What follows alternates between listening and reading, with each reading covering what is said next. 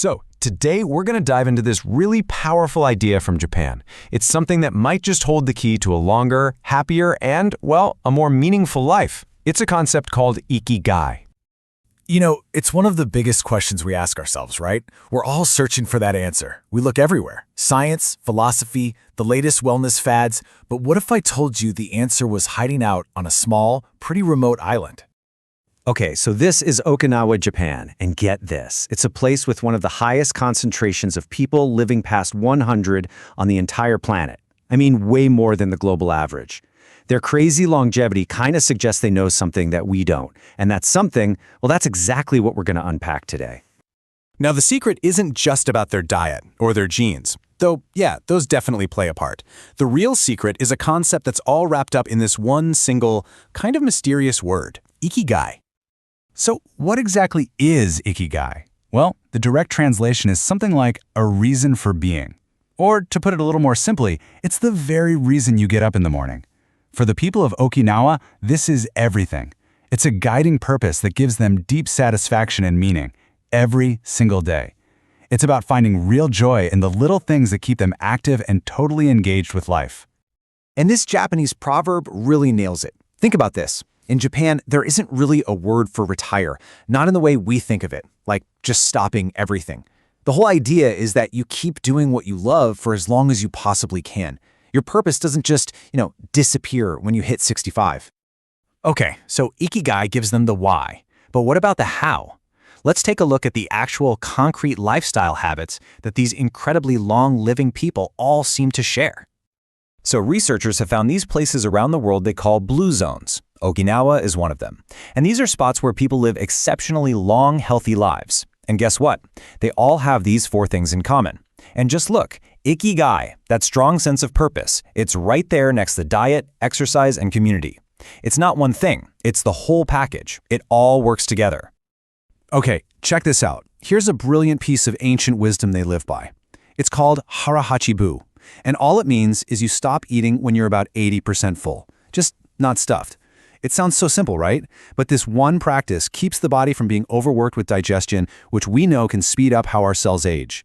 It's basically a super gentle way of restricting calories that pays off big time for longevity.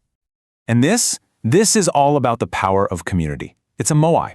Think of it as a social support group for life. It's a small group of friends who get together all the time, they share resources, and they're there for each other emotionally and even financially if someone needs it. It's an incredible system that basically guarantees no one ever has to feel totally alone. And that idea of community, it goes even deeper. They have this principle called Ishariba Chode. It creates this amazing sense of teamwork and belonging. It's honestly one of the big reasons why visitors who go to Ogimi, the village of longevity, talk about how unbelievably friendly everyone is. All right, so we've seen how Ikigai works for the people in Okinawa, but how do we find our own? For our own lives. To get at that, we're going to turn to a really powerful psychological framework. It's called logotherapy. So this was created by the psychiatrist Viktor Frankl, and it's totally different from traditional psychoanalysis. See, instead of digging deep into your past traumas, logotherapy is all about the future. It doesn't really care what caused your anxieties. Instead, it helps you find a purpose that's so powerful, it actually motivates you to overcome them. And this quote, which Frankl used all the time, is really the heart of logotherapy. A powerful purpose, a strong why. It gives you the strength to get through almost any how. And Frankl saw this with his own eyes in the concentration camps. He noticed that the people who held on to a reason to live, some purpose they still had to fulfill, they were the ones who had the best chance of making it through. So the key takeaway here is that this is an active process. It's not passive. It's about taking that feeling of emptiness or frustration and turning it into a quest.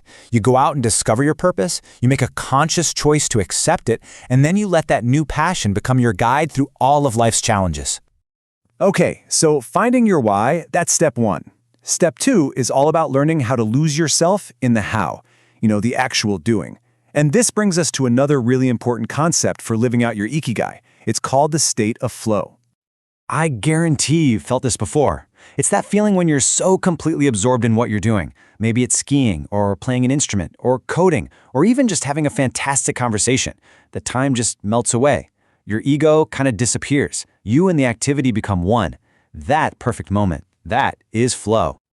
So how do we find this state of flow? Well, it's all about hitting that perfect balance. Look at this. If a task is way too easy for your skills, you get bored, right?